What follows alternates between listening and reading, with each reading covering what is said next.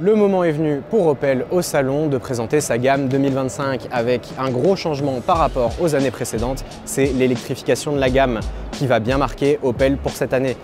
On a tous les modèles qui seront disponibles en version électrique mais qui gardent bien évidemment leur version essence.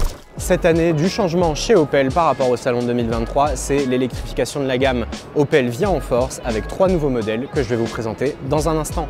Vous connaissez sans doute déjà la première de ces 3 nouvelles puisqu'il s'agit du Mokka qui bénéficie d'un facelift mais qui reste relativement subtil.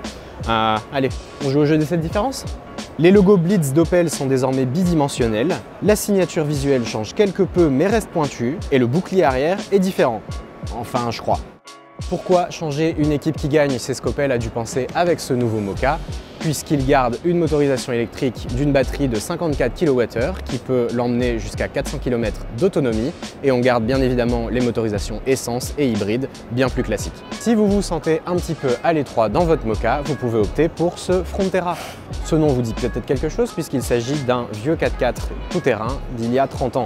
Bien évidemment, plus grand chose en commun puisqu'ici on part sur un SUV urbain électrique.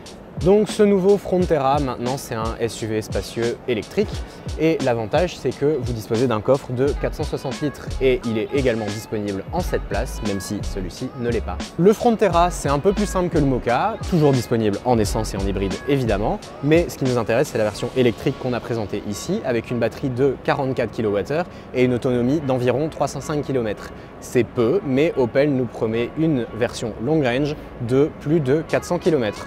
Wait and see.